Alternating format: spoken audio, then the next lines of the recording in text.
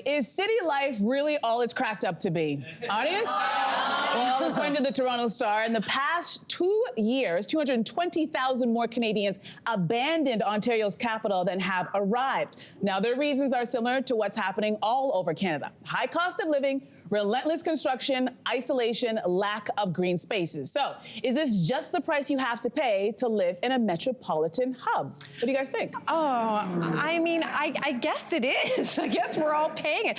For me, I know that I grew up just an hour north of here in a smaller town, Barrie, Ontario. And when I was like 16, I became obsessed with Toronto, and I was like, I got to move there. I just wanted out of the city, and I moved here. Out of the country? Out of my small city. Oh, your into here. small city. Yeah, and I lived here since I was 18, and I've always loved it until recently.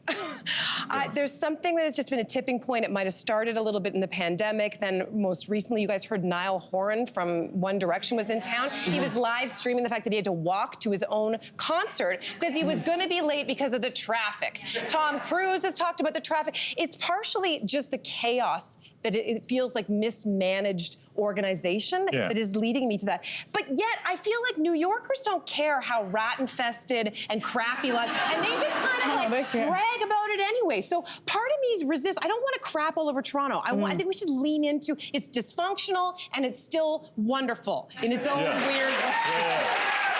No, I agree. I don't think city life, especially city life now, is for everyone.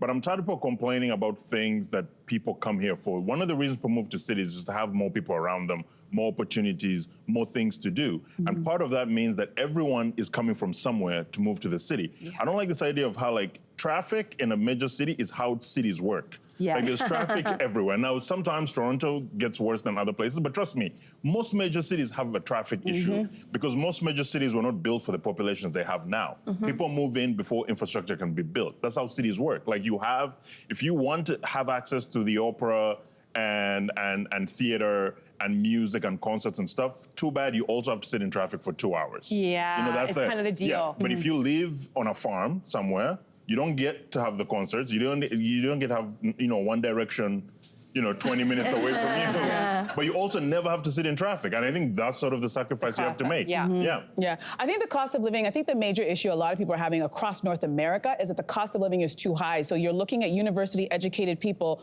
who are in a couple and looking at like starting a family as something that's impossible to do because they can't even afford the house, never mind the $1,800 a month for childcare and all the other things that come along with it. And I think that's that frustration where it's driving people out. I actually hosted a show 10 years ago that talked about this. Like, if you took what you owned right now, say it's $350,000, and moved to this other country, what would your life look like? And the whole point of it was to say you could have a lot more work-life balance. You could live in a beautiful place where people have the entire summer off. And we were talking about that 10 years ago, and I think now, especially because of the pandemic, a lot more people, because there's a lot more remote working, are thinking about that seriously. But I think you also made the point where it's like, it's the reality. I grew up in Toronto, I grew up in the city, that's all I know, and I met a lot of people who came in from smaller towns and were like, oh, Toronto. And I'd always look at them going, what do you think this place is? It's not magical. It's just, it's a busy city. And I think after a while, everybody kind of gets the reality check and they're like, oh, it's disgusting here. And I'm like, yes, it's a big city. Like New York and LA and all of those places. It's hard to live here. It's expensive. There's a lot of people. There's a lot of issues. It's just a reality check. It's also a reality check. No, go ahead. I was just going to say, real quick, life hack.